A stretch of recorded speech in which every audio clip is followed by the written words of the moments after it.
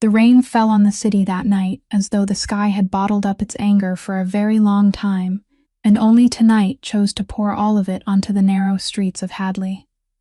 Through the black water that carried off shattered light, a woman trudged in silence, dragging behind her everything that remained of a life. Delia Hartwell gripped the strap of her mother's worn medical bag. Her other hand clenched around a small suitcase as it slid through the puddles. Inside was nothing of value to the world, a few old clothes, a stopwatch her mother had once used to count the heartbeats of the sick, and a notice of termination whose ink had not yet faded.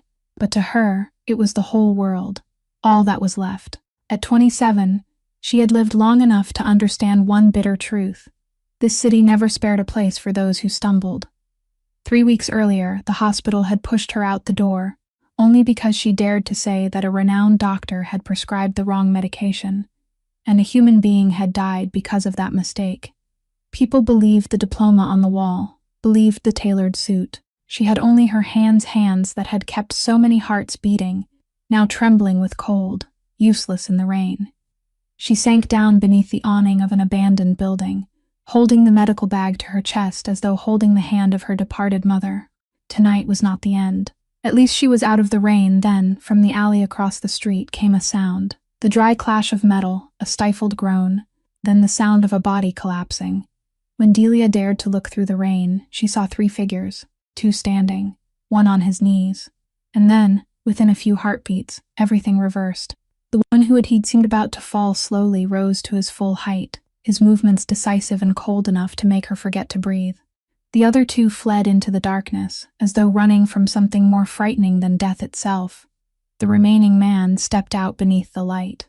Tall, broad-shouldered, a dark coat soaked through clinging to a hardened frame. He walked with a faint hitch in his left leg, the mark of an old wound. At the corner of his mouth was a dark smear, and with a professional's eye, Delia knew at once.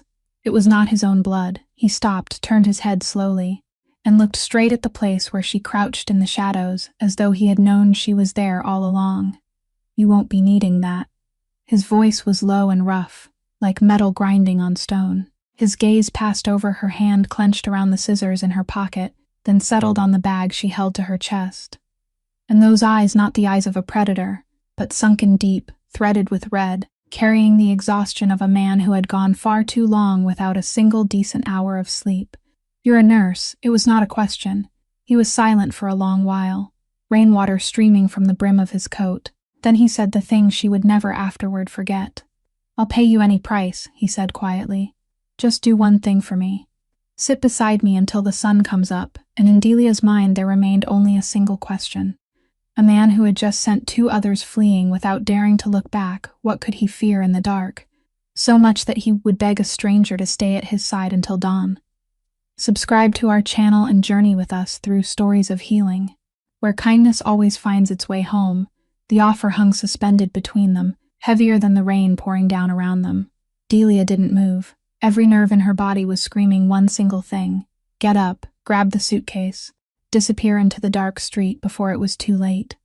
She had heard enough sweet words from men in her life, and she had learned that behind every invitation, there was usually a price women like her couldn't afford to pay. A man who had just made 2 attackers flee into the night wasn't the kind of man a sensible girl should follow home. She tightened her grip on the strap of her bag, her feet already on the verge of retreating. But then she looked at him more closely, and that look changed everything. The man could barely stand. He was trying to hide it, his shoulders still squared, his chin still lifted, but Delia had spent too many years beside sickbeds not to recognize those signs. His weight was shifted too heavily to one side. His right hand hung loose at his side, and along the dark fabric of his sleeve, a spreading stain was blooming, darker even than the rainwater. His breathing was shallow and quick. When the streetlight swept across his face, she saw his skin turning gray, his lips going pale, that same shade she had seen on patients who had lost more blood than they realized. This man was exhausted, and he didn't even know how far gone he was. She hated that. Hated the part of herself that refused to turn away. Her mother used to say that a real nurse couldn't close her eyes to someone who was bleeding. No matter who that person was, no matter what the circumstances were, it was both the gift and the curse of this profession. And right now, standing in the rain with a dangerous stranger, she felt that curse stretching tight inside her chest. Her survival instinct told her to run. Her professional instinct held her in place. For a few heartbeats, the two struggled against each other like opposing currents of water. In the end, she let out a long breath, and her professional instinct won. "It always won your arm," she said, her voice steadier than she had expected. "You're losing blood. If you stand here another 10 minutes, you'll pass out before you make it anywhere." The man frowned slightly, as though her words were the last thing he had expected to hear. "I don't need a doctor. Lucky for you, I'm not a doctor. I'm a nurse." She rose to her feet, set the suitcase aside, and pulled her mother's medical bag forward. "And I'm going to bandage that wound for you. That's all. Not because of your strange offer, not because of your money, but because I can't stand here and watch someone bleed in the street, then turn my back and walk away. Do you understand?" For a moment there was silence. Then the corner of his mouth shifted, not quite into a smile, but into the look of surprise worn by a man who had gone a long time without meeting anyone who dared speak to him in that tone. He removed his overcoat with difficulty, revealing the tear in his upper arm. Delia knelt beside him beneath the narrow awning, and her hands immediately returned to work so familiar she didn't need to think. She cleaned the wound, pressed down to stop the bleeding, took a roll of bandage from the bag, and wrapped it tightly. The fingers that had been trembling from the cold grew steady again, precise and gentle. In that moment she was no longer a woman who had lost her home and her job. She was herself again, the woman her mother had shaped her to become. "Done," she said, tying the final knot. "You need a few stitches, but this should hold until morning." He looked down at the neatly bandaged arm, then looked at her, longer than necessary. "You refused my money," he said, as though it were a riddle he still hadn't solved. "I refused your money." "Then what do you get out of this?" Delia packed the bag again, stood, and pulled the collar of her thin coat higher against the wind. "Nothing at all. Sometimes people do something simply because it's the right thing to do. I know that must sound foolish in your world." The man didn't answer right away. He only looked at her standing there, soaked through, shivering, with no roof to return to, and yet she had just refused the very thing most people in the world would be willing to trade their dignity to possess.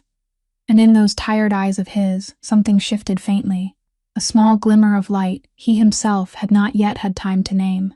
"It's still raining," he said softly, almost to himself. "And you have nowhere to go." She should have said no. She should have thanked him for the awning, then found some corner of a train station to survive the night the way she always had. But the rain wouldn't stop, and the cold had seeped all the way into her bones, and the naked truth was that she truly had nowhere left to go. So when a black car glided to the curb, silent as a shadow, she only tightened her grip on the suitcase and followed him. The driver didn't ask a single question. He merely gave the man a slight nod and opened the door. Inside, the car was warm and clean, with the faint scent of expensive leather lingering in the air, and Delia sat tucked into one corner, sharply aware of her soaked clothes and mud-stained shoes in the middle of such a scene. No one spoke for the entire ride. The man rested his head against the window and closed his eyes, but she knew he wasn't asleep, because his fingers kept tapping a steady, restless rhythm against his knee, the rhythm of someone who had never once allowed himself to truly relax. The car stopped in front of a building that rose so high Delia had to crane her neck to see the top, and then an elevator carried them upward, higher and higher, so high her ears began to ring, until the doors opened onto a vast space perched above the city, where all of Hadley spread out beneath them like a glittering carpet of lights behind the veil of rain. She had cared for wealthy people in large houses, but she had never stood in a place like this, a place where even the silence had the smell of money and power. And yet what caught her attention wasn't the grandeur, but the emptiness of it. The room was enormous, but there was almost no trace of a life being lived there, not a single framed photograph, not one unnecessary object, not one bit of warm human disorder. It looked more like a fortress than a home, and she suddenly understood that the man who lived here was just as lonely as she was, only in a different way. A large man stepped out of the darkness of the hallway, his hair cut short, his shoulders like a wall, his eyes immediately sweeping over Delia with the cold scrutiny of someone accustomed to assessing every threat in the blink of an eye. "Mr. Frost," the man said, his voice low and rough, his eyes still not leaving her. "I didn't know you had a guest." So now she knew his name, Frost, and somehow that name suited him, cold and sharp. "She's a nurse, Bruno," Frost replied, removing his wet coat. "She's staying tonight." The man named Bruno nodded and asked nothing more, but Delia could feel the vigilance in every movement he made, the way he positioned himself between her and the rest of the room, like a guard dog loyal down to the marrow. She didn't mind it. In fact, it made her feel strangely reassured, because that wariness, at least, was honest. What unsettled her came from another direction. At the end of the hallway, a second man stood leaning against the doorframe, younger, neater, with a courteous smile fixed on his lips like a tie knotted too perfectly. When Frost walked past, the man bowed his head in polite greeting. But in the instant Frost turned his back, his gaze slid after him, and something passed through it that Delia couldn't name.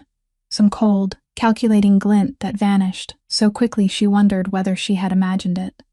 Then he took out his phone, retreated into a shadowed corner, and began speaking very softly, his back turned to everyone. Delia couldn't hear a word, and she told herself it was none of her business, that in a place like this there must be hundreds of calls like that every night. But the uneasy feeling remained, a tiny grain of grit lodged in her mind, even as Bruno led her through the silent corridors, to the room where she would spend the strangest night of her life. The room assigned to her was smaller than the rest of the building, but it was still larger than anywhere she had ever slept, with a bed covered in spotless white blankets and a window overlooking the sea of city lights. Bruno left her there, telling her to call if she needed anything, then closed the door and withdrew, but Delia couldn't sleep.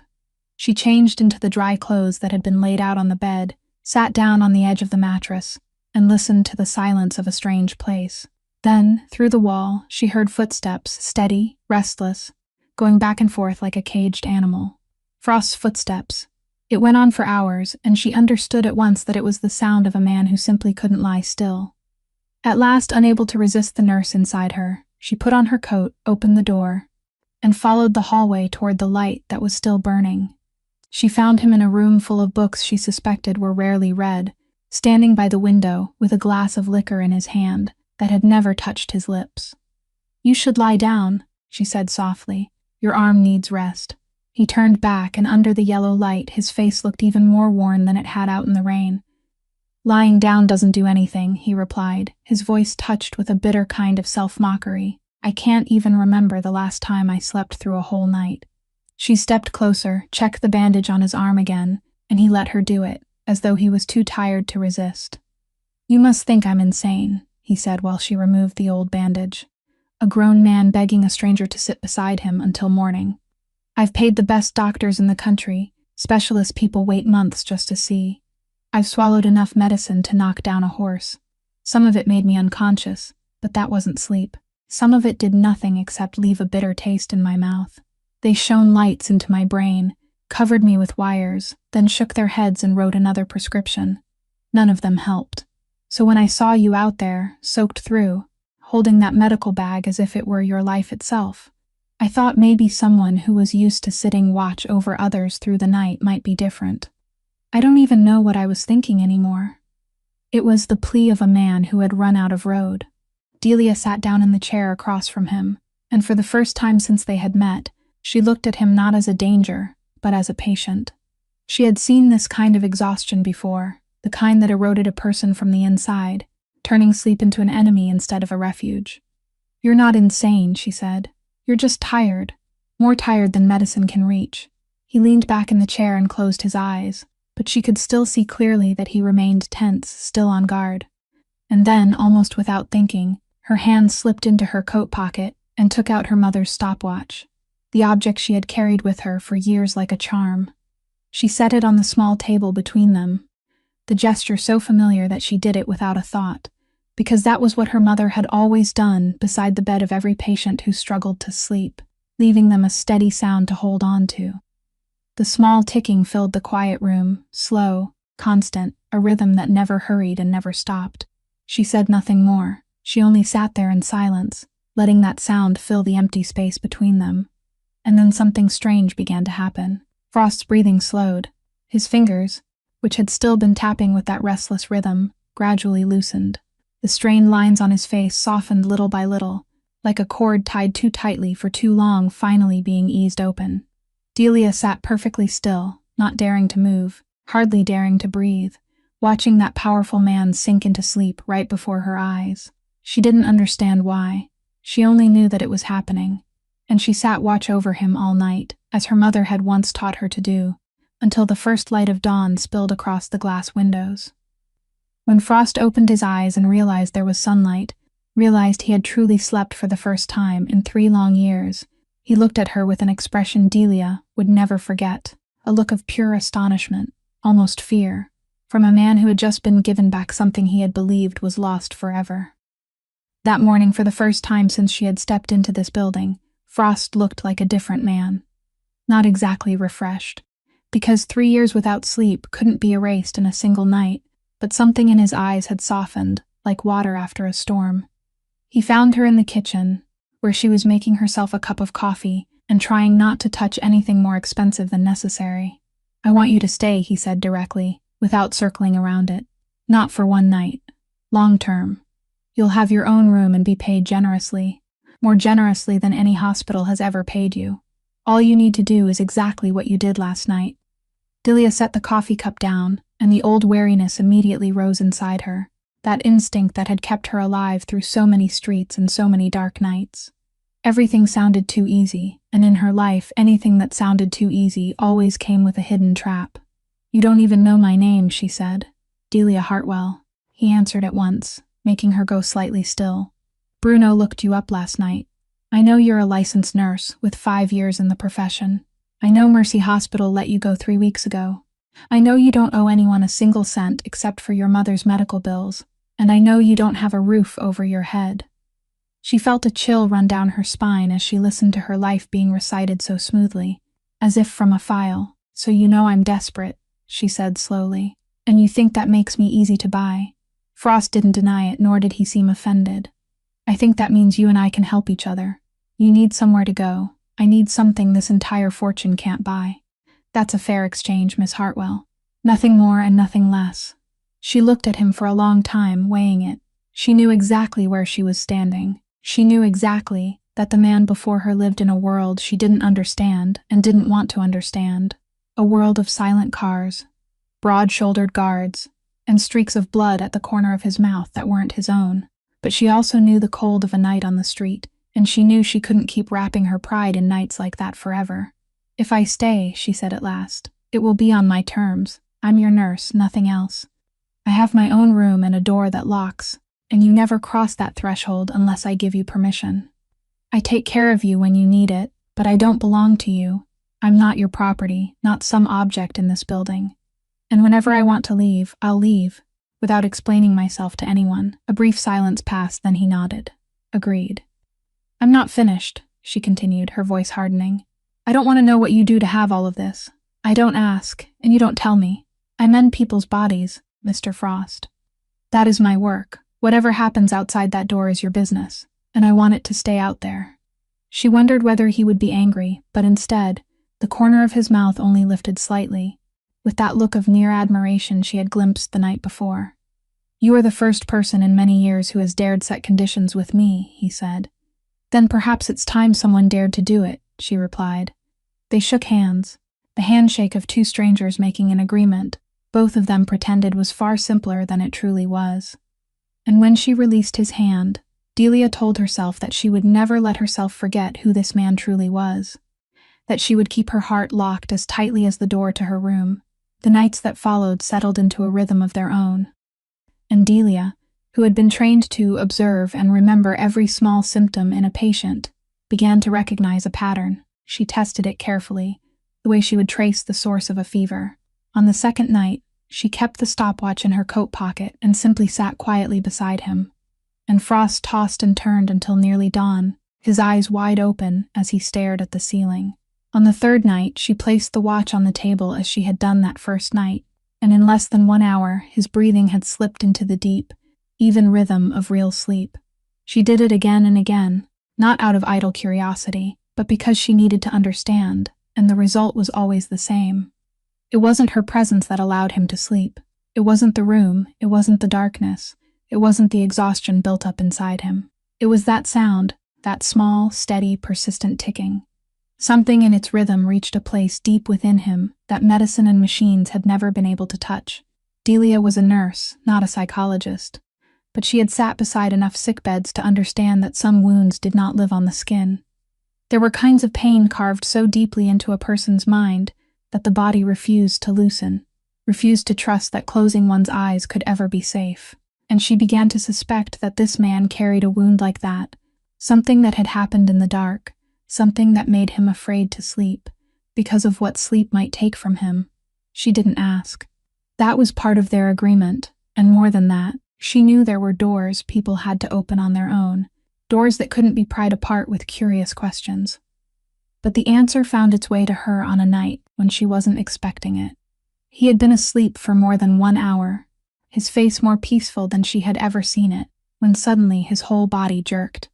His breathing turned harsh and frantic, both hands clamped tightly around the edge of the blanket, and before he had fully awakened, a name broke from him, hoarse and shattered. Daniel. Only that one word, but it carried a weight that made Delia go cold. It wasn't the call of a powerful man. It was the voice of a child lost in the dark, the sound of a loss that had never healed. He sat bolt upright, his chest heaving, his eyes staring into empty space, and for one moment he didn't see the room, didn't see her, but saw something from very far away, from very long ago. Delia didn't move. She only reached out and gently pushed the stopwatch a little closer to him, letting that steady ticking sound rise more clearly in the room. And she quietly watched the man return to the present, little by little, his breathing slowing, the panic leaving his eyes. He realized she was sitting there, realized he had just revealed something, and for an instant his face closed itself off in defense, like an animal caught at its weakest. "I'm sorry I woke you," he said stiffly. His voice already returned to its old coldness. "You don't need to apologize," she answered softly. She didn't ask who Daniel was. She didn't ask what had happened. She only sat there in silence, letting that steady sound do its work, and after a long while, he lay back down again. But Delia remained awake for the rest of the night, her heart heavy with the name she had just heard. Daniel, a name spoken with all the love and all the pain a human being could endure. She didn't know who he was, but she knew one thing for certain, that whatever this man might be in the world outside, somewhere inside him, he was still breaking apart over someone he had lost. She still didn't fully understand how Frost made his living, and she had promised not to ask, but there were some things a person didn't need to ask in order to see. One afternoon, when she accompanied him to a row of aging buildings on the edge of Hadley, where he said he needed to stop by and handle a few matters, she saw it. Frost walked into a small, dusty grocery store, and inside, a middle-aged man named Albert Hance was standing behind the counter, his hands trembling, his face pale as he faced a large man in an expensive coat who was growling threats at him. The man's name was Calvin Rosource, one of the men who worked under Frost, the one who collected debts, and at that moment he was slamming his hand down on the counter, forcing the store owner to pay back twice the amount he had borrowed, threatening to take away the little shop that was everything his family had. Delia saw the shopkeeper's eyes dart quickly toward the room in the back, where a child's soft sing-song voice could be heard, and he hurriedly pulled that door closed, as though trying to build a wall between his child and what was happening. Frost stood silently in the doorway for a moment, watching, and Delia felt the temperature in the room seem to drop by several degrees. When he spoke, he didn't raise his voice at all. "Calvin." Just one word, spoken very softly, but the large man jerked as if he had been struck with a whip, spun around, and all the aggression on his face instantly dissolved, replaced by naked fear. "Mr. Frost," he stammered, "I didn't know you were coming. I was only collecting the debt as you instructed, as I instructed." Frost repeated the words, his voice still gentle, but there was something in it that froze the entire room. He stepped forward, one slow step at a time, and the slight limp in his walk didn't make him seem weaker. It made him more frightening, like something that couldn't be stopped. "I told you to collect exactly the amount that had been loaned. I didn't tell you to double it. I didn't tell you to threaten to take away a family's livelihood. And I certainly didn't tell you to come into a place where there was a child and make a father close the door out of shame and fear." Calvin opened his mouth to defend himself, but Frost lifted one hand, and the man fell silent at once. "What do you think power means?" Frost said, and now he was standing close to the man's face, his voice lowered until it was almost a whisper. Yet everyone in the room could still hear every word. "Do you think it means tightening your grip around the throats of people who have nothing to fight you with?" A real man never becomes stronger by trampling someone weaker than himself. That isn't strength. That is cowardice wearing the clothing of strength. Calvin nodded shakily, sweat breaking across his forehead. Frost turned to Bruno, who was standing quietly behind him, and gave only a slight signal. Mr. Hance's debt is cleared. All of it. And Calvin will never set foot in this neighborhood again. See to it. Bruno nodded, led the trembling man outside, and everything ended so smoothly that Delia could hardly believe what she had just witnessed. The shopkeeper stood frozen, unable to speak, then began stammering his thanks, but Frost only placed a stack of money on the counter, enough to repair the worn-out little store, then turned and walked away without accepting a single word of gratitude. On the way back in the car, Delia sat in silence and looked at him, her mind tangled with conflicting emotions. She had just felt fear of the kind of power that could make a large man tremble with nothing but the sound of his own name being spoken. But she had also seen something else, something she hadn't expected. Why, she finally asked, why would you bother with a small shop and a debt that means almost nothing to you? Frost looked out through the window, and it was a long while before he answered, his voice distant. Because I know what it feels like to be crushed under the foot of someone stronger when you have nothing in your hands. I know that feeling better than anyone. And Delia, for the first time, began to understand that this man was far more complicated than the dark world he lived in. There was one thing about her life that Delia had never told Frost, and that was Naomi, the 8-year-old girl she was raising, the child of the sister who had left this world several years earlier, and left Delia the most precious gift of her life. All this time, she had been leaving the little girl with a trusted old friend, saving every dollar she could to care for her. But when Frost learned about it through Bruno, he said only one simple thing, that this building was wide enough for both aunt and niece, and that a child should be with her family. And so, on a sun-filled Saturday afternoon, Naomi set foot in the penthouse for the first time, and she wasn't overwhelmed by its size or luxury the way Delia had feared. Instead, she ran straight to the enormous glass window, pressed her nose against it, and cried out in delight when she saw the whole city tiny beneath them, like a toy box. Aunt Delia, we're up in the clouds, the little girl shouted, and that bright, clear laughter rang through the room that had grown used to silence, melting its coldness the way sunlight melts mist. Frost stood in the doorway, strangely awkward, the man who could make large men tremble with a single look, not knowing what to do before a child. Naomi turned to look at him, her head tilted with the innocent curiosity of childhood, then announced bluntly, "You're so tall. Do you know how to play treasure hunt?"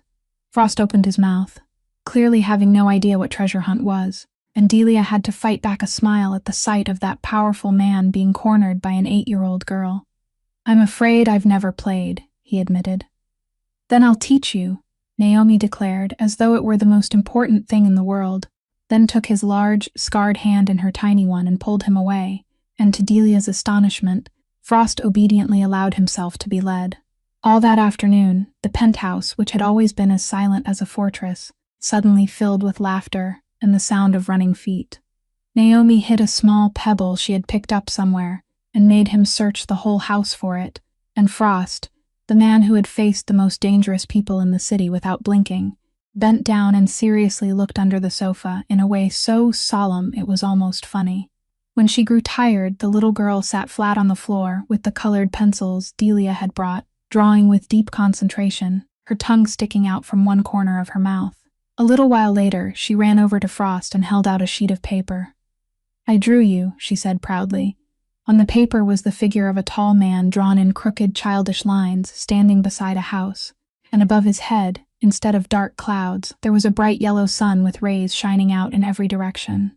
"Why did you draw the sun?" Frost asked, his voice sounding entirely different. Naomi shrugged, the carefree shrug of a child. "Because you look kind of sad. And sad people need the sun most. My mom used to say that."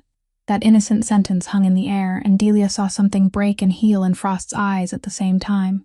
The man held the sheet of paper in hands that had once frightened so many people, staring at that clumsy little sun for a long time, and when he looked up, there was a light in his eyes Delia had never seen before. "Thank you, Naomi," he said softly. "I'll keep it. Forever." And he truly kept his word, because that evening Delia caught him carefully placing the drawing on his desk, right where he could see it every day, that small sun shining into the darkest corner of his life. That story was finally told late one night, after Naomi had fallen deeply asleep, when Frost and Delia sat together in the quiet room, with only the ticking stopwatch for company. Perhaps it was the little sun on his desk that had opened a door inside him, or perhaps he was simply too tired of carrying it alone.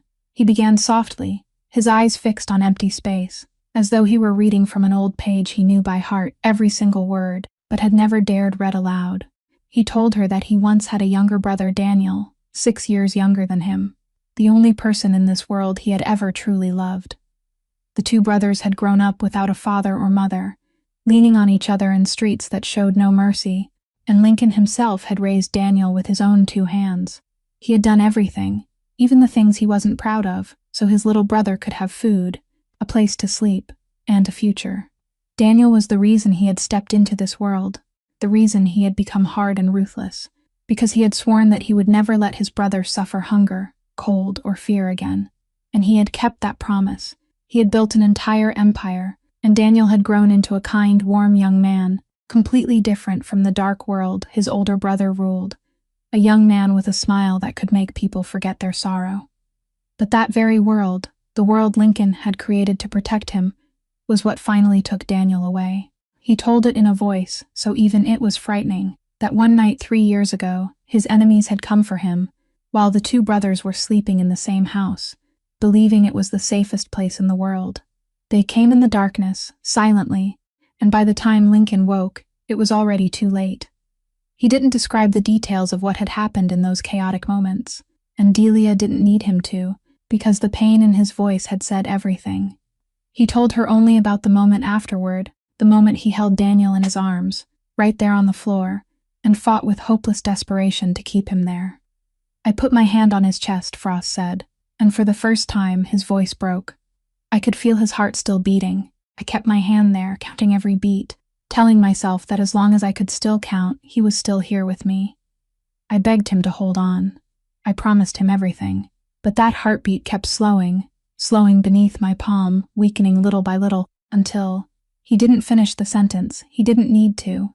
Delia sat there, stunned into silence, and in one breathless, painful instant, she understood everything. She understood why he couldn't sleep. Because for him, closing his eyes meant letting go, and letting go meant loss. Every night he drifted into sleep was another night he feared he would wake and find someone gone again, feared that one more moment of his own loosened grip would once again have to be paid for with the life of someone he loved. And she understood, more deeply than anything, why the ticking of the stopwatch could lull him into sleep when a fortune's worth of medicine could not.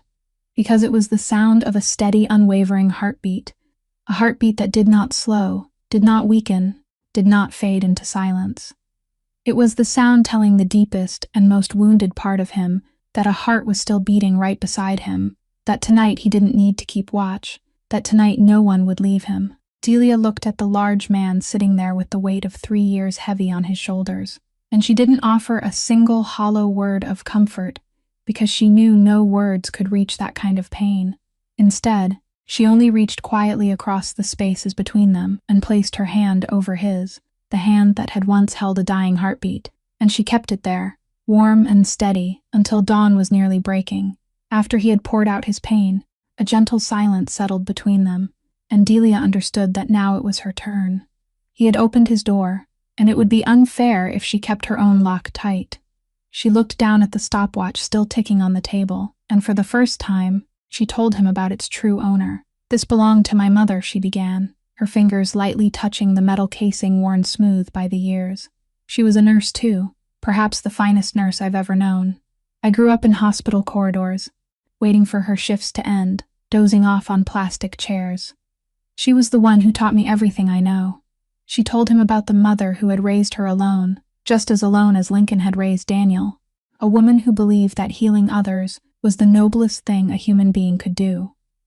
She had taught Delia how to place her fingers on a patient's wrist, how to listen to the story a heartbeat told, how to use this very watch to count each beat and discover what was going wrong inside a body.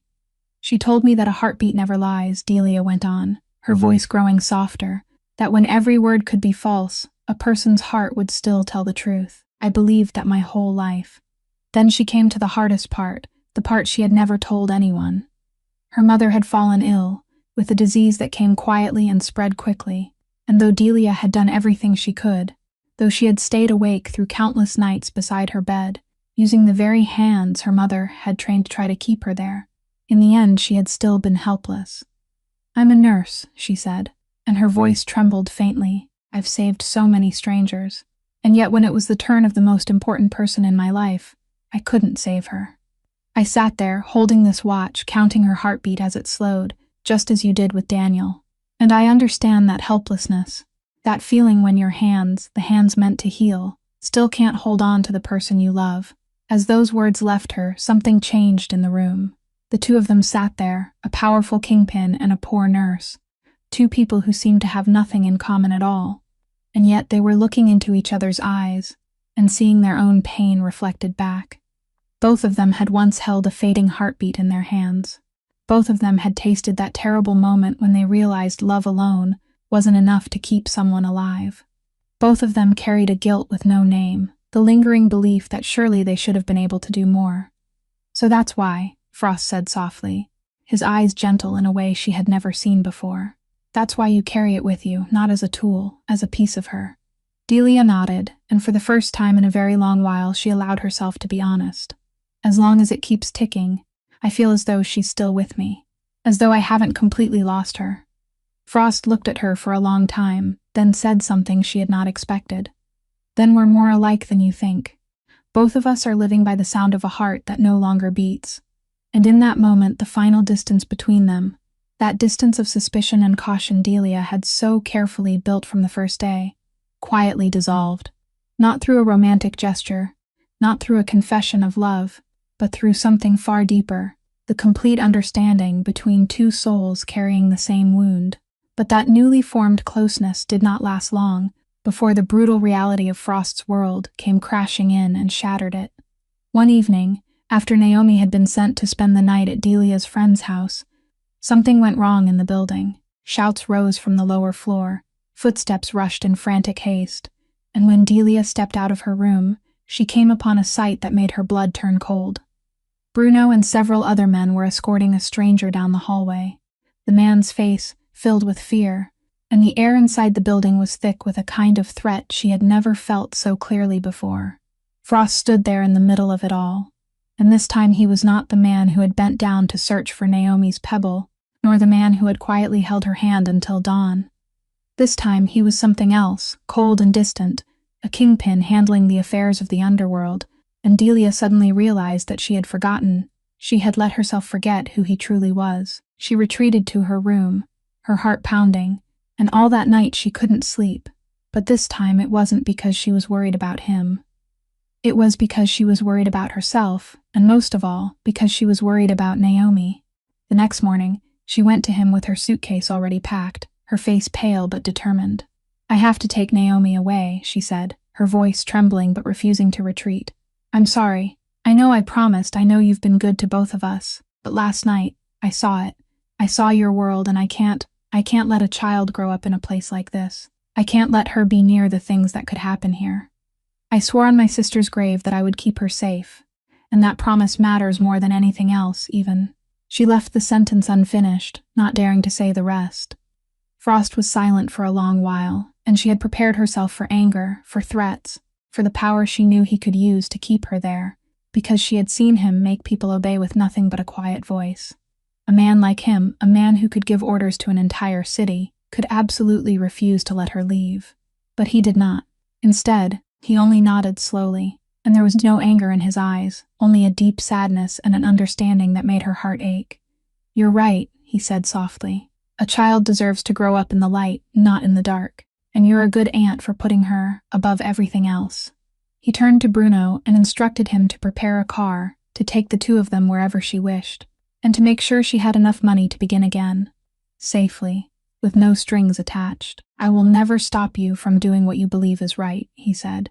"You came into my life as a free woman, and you will leave as a free woman. I only regret that." He stopped, not finishing the sentence, but she understood. He regretted that his world was not a place where she could stay. Delia took the suitcase and walked toward the elevator, and that should have been the end. But just as the elevator doors were about to close, she suddenly realized something. The man who had just let her go, the man who had not used even a fraction of the power in his hands to keep her there, the man who had placed her freedom and Naomi's safety above his own loneliness, that man was not the darkness she had feared the night before. A truly dangerous man would never have let her leave. Only a man who truly respected her could have done that. And Delia stood there, one hand holding the elevator door, torn between a fear that had taken root deep inside her and a new truth that had just begun to reveal itself, that sometimes the safest place is not the place where there is no darkness, but the place where there is someone willing to protect our light. Delia did not step into the elevator that night, and she stayed, not because she had stopped being afraid, but because she had begun to understand the difference between a dark world and a decent man forced to live inside it. But while the relationship between her and Frost quietly moved into a new chapter, somewhere else within his empire, a storm was silently forming. For a long time, Frost's organization had controlled most of what moved through the Hadley district, and one unbreakable principle of his was that he never involved himself in trafficking anything that could destroy people, especially fake medicine, something he despised down to the bone. So when Bruno reported that a fake drug network was creeping into the area, slipping worthless bottles into small pharmacies and poor clinics, taking advantage of the very people who were suffering most, Frost ordered them to hunt down whoever was behind it. The investigation lasted for weeks, following every lead, every name, every stream of money, until everything pointed to one man. A well-known doctor, a respected face in the city's medical circles. A man who had cleverly used his position both to prescribe deadly medicine and to wash clean the source it came from. His name was Aldous Pike. The night Bruno placed the file on the desk and spoke that name aloud, Frost only read carefully, memorizing every detail about this new enemy, without realizing that the name already carried another meaning inside his own home. It was not until Delia happened to enter the study with a cup of tea, as she often did, and her gaze accidentally passed over the photograph clipped inside the file, that everything broke open. She froze in the middle of the room, the teacup trembling faintly in her hand, and all the blood seemed to drain from her face. Why do you have a photograph of this man?" she asked, her voice so small it was almost impossible to hear. Frost looked up and immediately realized something was wrong. "You know him?" Delia set the teacup down on the desk, her hand shaking so badly she nearly spilled it, and she stared at the face in the photograph, the face that had haunted her nightmares for months. "That is the man who ruined my life," she said quietly. "That is the doctor I reported, the man who prescribed the wrong medicine and caused a patient to die, then used his power and reputation to silence me, to turn me into a liar, to throw me out onto the street." She let out a laugh, a bitter sound with no joy in it at all. "I thought it was only a mistake, an arrogant doctor refusing to admit fault. I never imagined." She could not finish the sentence. Frost sat motionless, and Delia saw something change in his eyes, a rare shock in the face of a man who always controlled every emotion. He stood, took the photograph, and looked at it with an expression she couldn't read. In his mind, two pieces had just locked together in a terrible way. The man he was hunting for poisoning innocent people with fake medicine, and the man who had driven the woman standing before him into homelessness were one and the same. Pike was not merely a link in the criminal chain Frost despised. He was the man who had stolen Delia's honor and livelihood, who had turned a devoted nurse into a woman wandering in the rain with everything she owned packed inside one suitcase. "The patient who died," Frost said, his voice dropping so low it became frightening. "The one you tried to save. That was one of the victims of the fake medicine he was pushing, wasn't it?" Delia looked at him, and that truth slowly emerged in her mind, a truth she had not been able to see while standing alone against the system of power that had protected Pike. She had always thought it was a medical error, but now she understood that the patient had not died because of a mistake. They had died because of greed, and she, the only person who had dared to speak up, had been crushed simply because she had stood in the path of that greed. Frost set the photograph down, and when he lifted his eyes to her, there was a silent promise in them, one more terrifying than any oath. "He will pay," he said. For all of it, it turned out Pike had also sensed that someone was following his trail, and he wasn't the kind of man who sat still and waited. What he feared most wasn't Frost, a man whose face he did not yet know, but Delia. the only person who still possessed something that could bring him down. Because before she was forced out of the hospital, she had managed to save copies of the evidence about the wrong prescription, the mismatched numbers, the records she had quietly protected like a drowning person, clinging to the last piece of broken wood. One afternoon, when Delia went out alone to buy a few things for Naomi, a luxury car glided up beside her, and the window lowered, revealing the face that had haunted her for months. Pike invited her into the car with the polished smile of a man, used to hiding cruelty beneath a courteous surface, and after a moment of hesitation, Delia got in, because she knew that sooner or later, she would have to face him. Inside the car, Pike did not circle around the matter. "Miss Hartwell," he said, his voice smooth as velvet, "I think it is time we sat down together like adults. I know you're still holding on to a few documents, and I know life must have been very difficult for you lately." He took out a set of papers and placed them on her lap. "This is an offer. You sign this statement, confirming that your previous accusations were an unfortunate misunderstanding, that you made a mistake under stress. In return, the entire balance of your mother's medical debt will be cleared. Your reputation will be restored. You'll get your job back, even in a better position. You will have back everything you lost, and more besides." Delia looked down at the papers on her lap, and for one moment, temptation closed around her like a cold hand. She thought of the debt weighing on her shoulders, of the nights without a home, of Naomi's future, of everything she could give the child if she would only sign her name. One signature, and all the suffering would end. Her hand lightly touched the pen he offered, but then she thought of the patient who had died, of their face, of how their family must have wept in grief. She thought of the other innocent people who were taking his fake medicine every day without knowing it. And she thought of her mother, of the lesson she had once taught her, that a heartbeat never lies, that some things are more precious than safety and comfort. Slowly she set the pen down and pushed the papers back toward him. "No," she said, and her voice was so steady that even she was surprised. "I won't sign." The smile on Pike's lips stiffened. "You should think very carefully, Miss Hartwell. This is your last chance. You have nothing in your hands. No home, no job, no future. What exactly do you plan to use against me?" "I have the truth," Delia replied, looking straight into his eyes without blinking. "And I have my conscience. You can take away my home, my work, my honor in the eyes of the world. You've already done all of that. But there is one thing you can never buy from me or steal out of me, and that is who I am. If I sign this paper, I'll be betraying the patient who died, betraying everyone you're still poisoning, and betraying the mother who taught me that saving lives is the most sacred thing there is. I would rather live without a penny to my name, and still hold my head high than be rich and have to lower my eyes every time I look in the mirror."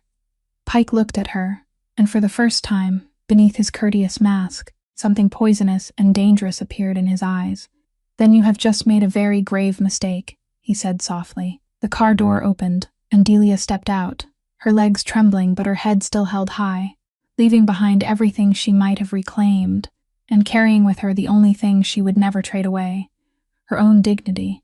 Pike had not been exaggerating when he said Delia had just made a grave mistake, because he wasn't a man who made empty threats, and he understood that to deal with a force like Frost, he needed an eye on the inside, and he already had that eye.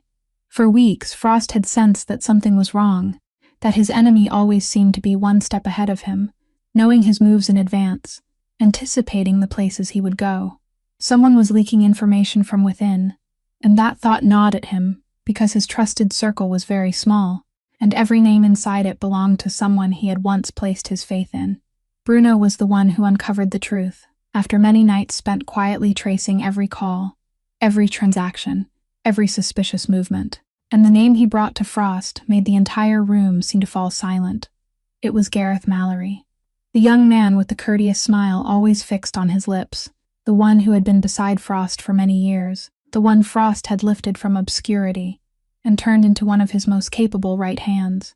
It had been him from the very beginning, the man always lingering in shadowed corners, always taking out his phone and turning his back to speak softly whenever he thought no one was paying attention. Frost summoned Gareth, and when the man walked into the room with his familiar smile, Frost only set the evidence Bruno had gathered quietly on the desk. The smile on Gareth's lips slowly went out. "I gave you everything," Frost said, and the most frightening thing was that there was no anger in his voice, only a cold, aching sorrow. I picked you up when you had nothing. I trusted you as I would a brother. I allowed you into my home, let you sit at my table, let you know secrets I told no one else. And you sold all of that to a man's traffics and fake medicine.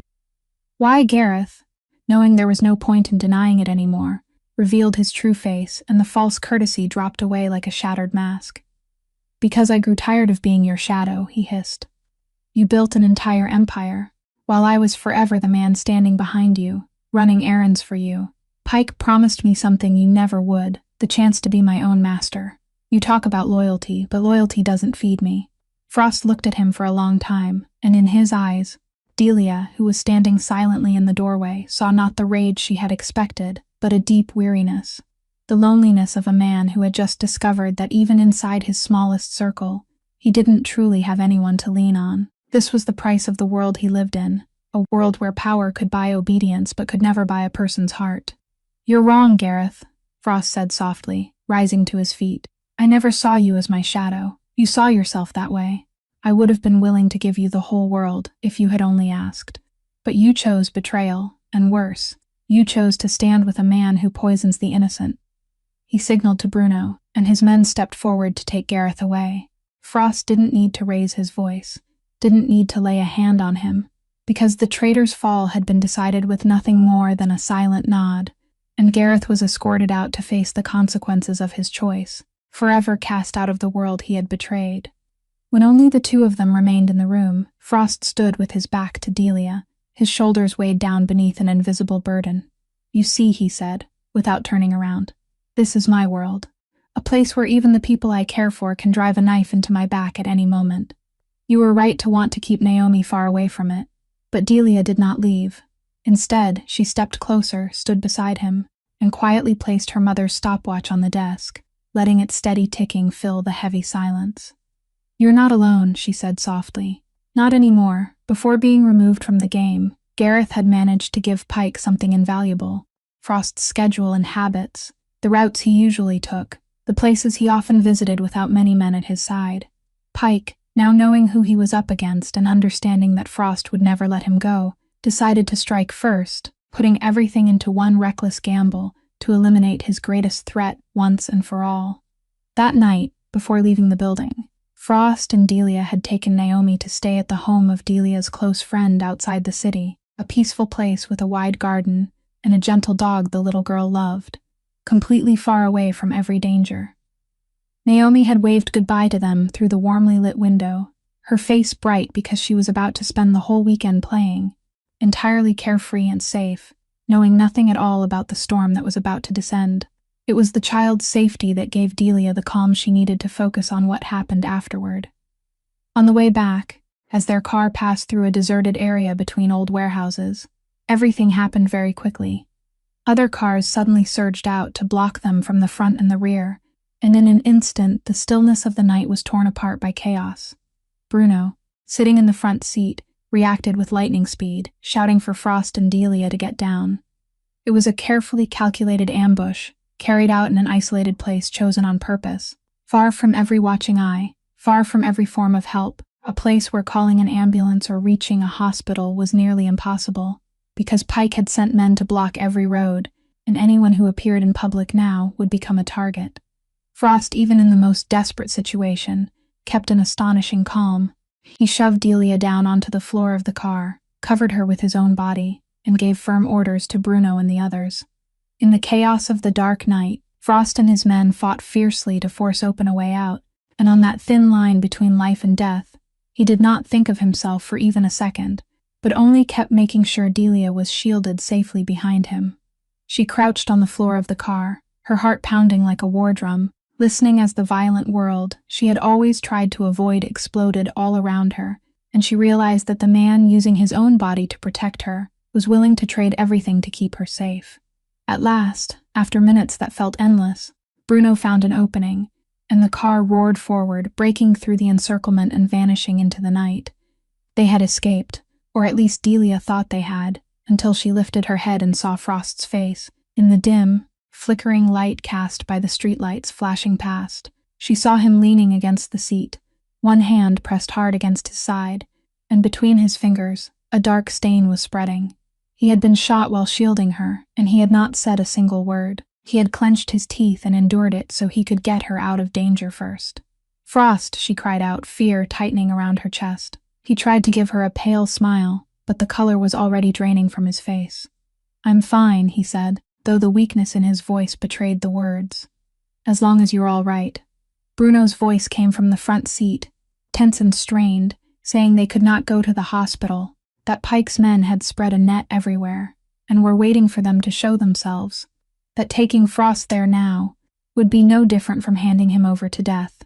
And in that terrifying moment, as the life of the man she had slowly come to love was slipping away right before her eyes, Delia suddenly realized that the only person who could save him now, in a place with no doctor, no hospital, and nothing but her mother's old medical bag, was her. Something inside Delia rose at once, a cold calm she hadn't known she still possessed, the instinct forged through 10 years beside sickbeds and life or death emergencies. The fear did not disappear, but it moved to the background, making room for the nurse inside her. She ordered Bruno to take them somewhere hidden and safe, anywhere out of Pike's sight, and when the car stopped inside a dark abandoned warehouse, she went to work with her mother's medical bag, the only precious thing now standing between Frost and death. She spread her coat out for him to lie on, tore open the fabric of his shirt to expose the wound, and her hands, the hands that had once trembled helplessly in the rain on the night they met, now moved with a decisiveness and precision that astonished even her. She pressed hard to stop the bleeding, took from the bag the few tools her mother had always told her to carry, and began the battle to wrest his life back from death's hands, right there on the cold floor of an abandoned warehouse, with no machines, no surgical lights, no one to assist her, only herself and everything her mother had taught her. "You have to stay awake, do you hear me, Frost?" she said, her voice both commanding and pleading. "Don't close your eyes, look at me."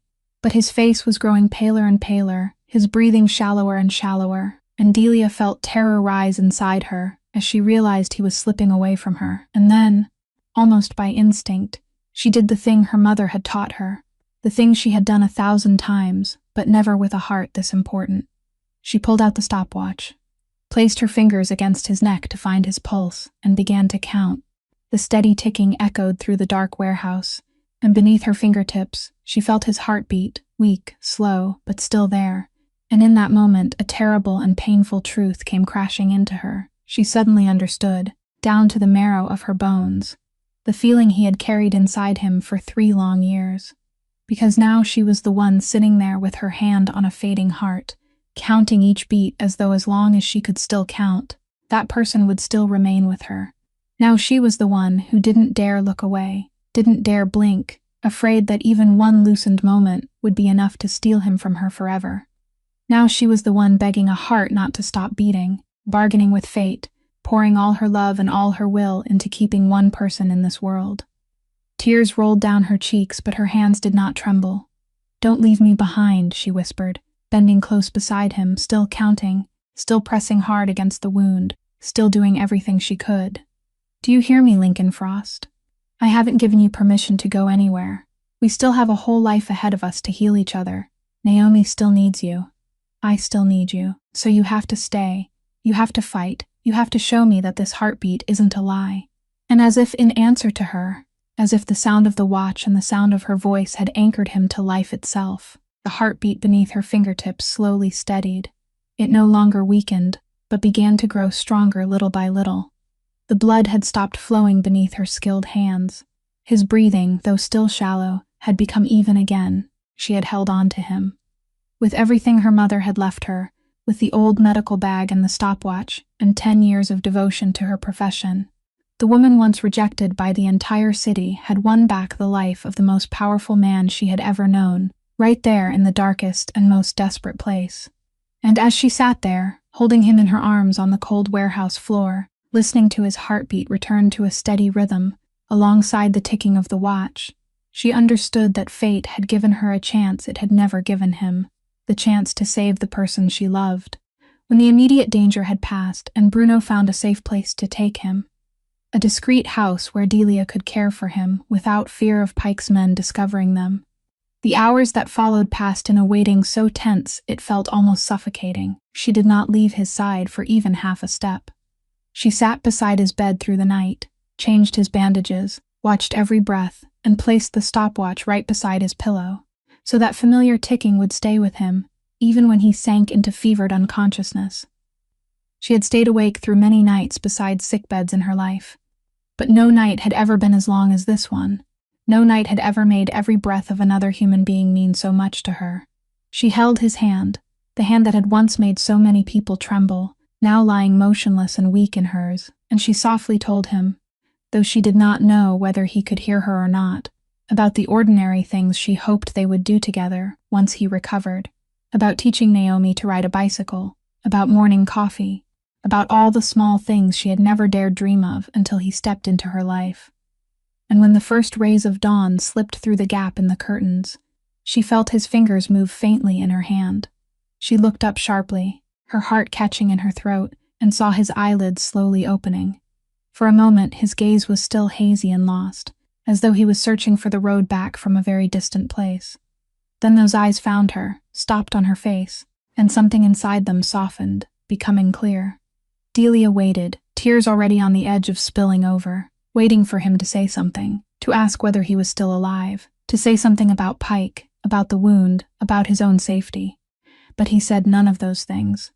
Instead, Lincoln Frost looked at her, the woman who had sat watch over him through the long night the way he had once longed for someone to do, the woman who had not left him, the woman who was still there when he woke, and his dry, cracked lips moved faintly as he breathed out 3 words, only 3 words, yet they held an entire world. "You're still here." It was not a question. It was a truth he was telling himself, a miracle he needed to speak aloud in order to believe it was real. Because for 3 long years, every time he closed his eyes, he had lived with the fear that when he opened them again, the person beside him would be gone, that he would wake once more into loneliness and loss. He was used to waking up and finding an empty space. But this time was different. This time he opened his eyes, and she was still there. The tears Delia had been holding back all this time finally rolled down her cheeks, but they were tears of an emotion she could find no words to name, a mixture of relief, happiness, and a love so deep it made her ache. "Yes," she answered, her voice breaking as she tightened her hand around his. "I'm still here, and I'm not going anywhere." He looked at her for a long time, and in that gaze was everything the two of them had never said aloud, all the confessions of love they had never spoken, because between them, love had never been a matter of words. It was presence. It was staying. It was one person sitting watch while the other slept through the darkest night, one hand holding on to a fading heartbeat and refusing to let go. He gently squeezed her hand, the pressure weak but filled with meaning, and in that small room washed with dawn, with the stopwatch ticking steadily beside his pillow, 2 people who had once been broken quietly found a place of peace in each other, needing no greater promise than the 3 simple words that had just been spoken. When Frost was strong enough to sit up, the 2 of them did together what Delia would never have been able to do alone. The evidence she had protected for months, the forged prescriptions, the careful records, the mismatched numbers she had quietly copied before being forced out of the hospital, combined with everything Frost's organization had uncovered about Pike's fake drug network, created something that even his power and money could no longer bury. This time, Delia was no longer standing alone before a system that shielded powerful men. This time, her voice was amplified by undeniable evidence, placed into the right hands, hands capable of making it thunder. The truth about what Pike had done, about the innocent people who had paid with their health and their lives for his greed, was finally brought into the light. The empire of lies he had worked so hard to build collapsed, and for the first time, the man who had grown used to standing above others had to face his own consequences, stripped of everything he had once used to trample others beneath him. For Delia, justice did not come in the shape of revenge, but in the shape of truth restored to its rightful place. Her name was cleared, and the honor of the devoted nurse she had paid such a high price to protect was finally restored. Those who had once turned their backs on her now had to admit that she had been right from the beginning, that the woman they had cast aside had in fact been the only one brave enough to speak the truth. But what warmed her heart most was not that vindication, but the fact that the death of the patient she had failed to save was no longer meaningless. Their passing had become the thing that exposed a crime, had saved so many others from the same fate, and in that way, She felt that at last she had fulfilled her duty to the person she had once watched leave this world while she was helpless to stop it. For Frost, Pike's collapse carried another meaning, one far deeper. For 3 years, he had lived like a man trapped between the past and the present, carrying a sentence he had pronounced upon himself. Believing Daniel's death was his fault. Believing that his own moment of loosened vigilance had killed the brother he loved most. He had punished himself every night with sleepless hours, with the fear of closing his eyes, as though denying himself sleep was the way to atone. But the night he was shot while shielding Delia, and the moment he woke to find her still beside him, something inside him changed. He realized that he could not change the past, could not bring Daniel back, but he could choose not to let that past imprison him forever. One night, as the two of them sat together watching the city lights come on, he spoke to her in a voice touched with a relief she had never heard from him before. "I spent 3 years punishing myself because I couldn't save him," he said. "I thought that if I allowed myself to sleep, allowed myself to have peace, it would mean I had forgotten him, that I had betrayed him. But I was wrong. Daniel would never want me to live like this. He would want me to live, truly live." Delia rested her head against his shoulder, and she understood that he was saying goodbye, not to the brother who had passed away, but to the burden of guilt he had carried for far too long. "He would be proud of you," she said softly. "Proud of the man you've become. Proud of the man you've chosen to become." And for the first time since that fateful night, Frost felt he could close his eyes without fear. Not because some king was keeping watch over him, but because he had finally forgiven himself. Many months had passed since that fateful night, and on a clear autumn morning, golden sunlight poured through the tall glass windows, shining into the home that had now truly become a home. It was no longer the cold, empty fortress Delia had stepped into on that rainy night long ago. Now it was filled with laughter and the warmth of a family. In the kitchen, Naomi was sitting on a high chair, swinging her legs, eating cake while chattering on and on about a long, endless story from the dream she had had the night before, and the child's bright laughter rang out like the most beautiful music, filling every corner of the house. Delia stood by the stove, making 2 cups of coffee, smiling as she listened, her heart filled with a peace she had once thought she would never be able to touch. And in the next room, Lincoln Frost was still asleep. The man who had once gone 3 long years without being able to close his eyes, who had once paced through the night like a trapped animal, now lay there with a peaceful face, his breathing deep and even, sunk in a full and quiet sleep. On the small table beside the bed, Delia's mother's stopwatch was still ticking steadily, faithfully, that small sound that had once been the bridge that led him back to sleep, now a silent companion through his peaceful nights. But now Delia understood that it was not the watch that had healed him, not truly. That ticking had only been the beginning, the first thing that told his wounded heart he was safe. What truly healed him was everything that came afterward, the feeling of having someone beside him, the knowledge that when he closed his eyes in the night, he would not wake into loneliness, the quiet and enduring love of a home where he belonged. She stepped into the room, set the cup of coffee down, and quietly watched him sleep for a little while longer before waking him. As though he sensed her presence, he slowly opened his eyes, and this time there was no panic, no lost look, only a gentle smile forming on his lips when he saw her, then looked toward the kitchen, where Naomi's laughter was still drifting in. "Good morning," he said, his voice still heavy with sleep but warm. "Good morning," she answered, and in that simple moment, no power, no fortune, no empire in this world could compare with what they had. Because at last, after all the breaking and all the loss, those 2 once shattered people had found the one thing money could not buy and power could not seize, a peaceful place to belong, a hand to hold in the darkness, and a reason to wake each morning with a smile. And if Delia's life had taught her anything, it was that kindness, no matter how small, no matter how quietly it was given on the coldest rainy night, always found its way back, and that sometimes, in the very moment we believe we have lost everything, we find the most precious thing we have spent our whole lives searching for. Because what heals the deepest wounds in the human soul has never been power or wealth, but the feeling of being safe, being understood, and being loved by someone willing to stay beside us, even through the darkest night. If the story of Delia and Lincoln has touched your heart, please subscribe to our channel, leave a like, and share this video so we can spread meaningful stories to more people every day. We truly hope to hear the feelings from deep inside your heart, so don't hesitate to leave a comment and tell us how this story made you feel, what moved you the most, and what lesson you have taken from it for yourself. Thank you for taking the time to listen all the way to the very final moment. We wish you and your loved ones abundant health, peace in your hearts, and many simple joys in your everyday lives. Goodbye for now, and we'll see you again in the next stories.